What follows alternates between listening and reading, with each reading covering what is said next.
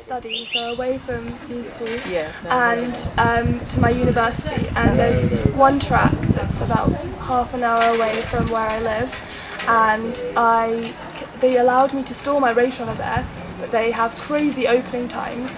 It didn't fit with my university schedule, but I managed to train from 4 times a week, and then 5 times a week, then 6 times a week throughout the winter. On my own, like there was nobody else training at all. One of my disability agents for the government, I said, look, I'm doing race running, this is an amazing sport, and he said, oh no, I'm not interested in developing that, there's boccia and there's swimming and that's what we're going to do. And I was like, well, I'm going to train, I'm going to be an international athlete.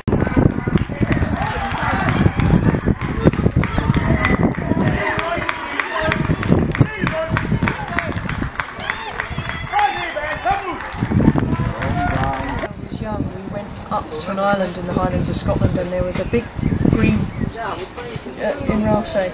Oh, okay. And you ran across that green and it made you giggle, and because it was flat and it was safe, and if you fell over you didn't hurt yourself. And I hadn't heard you do that until you got back until you got onto a race run. I couldn't run after that because I grew up in Tournament. So it was like adolescence, just sort of there was Hannah wanted to run, and then adolescence happened. The school system in no way was prepared to facilitate any kind of exploration of what that would mean. And then when you got onto the race runner, it was just that. What I am aware of is that if somebody's mood is being lifted because they're engaged in physical activity, they are much happier as they go through university. Because university is not easy.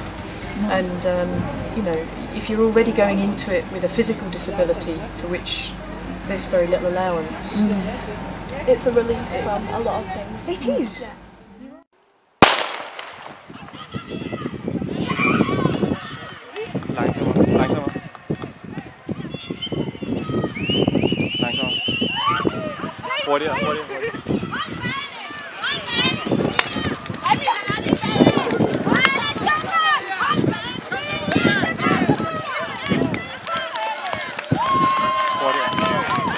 When Hannah took up race running, she was already becoming a more independent young woman. So this came just at the right time because it gave her something to be independent for. And for example, the car, she'd learned to drive, but we weren't very keen on driving. And then I said, well, I'm not going to be able to drive you around to all these events, and so she started driving herself. She started learning how to dismantle the race runner so she could get it in and out of the car on her own with this frame. I said we've made a frame.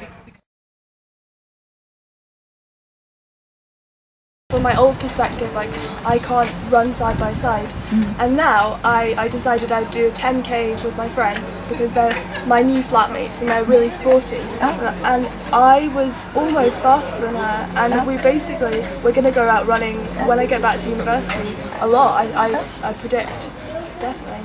That's a good It was thing. great. It was really good. It was like, I'll sprint and you have to run after me.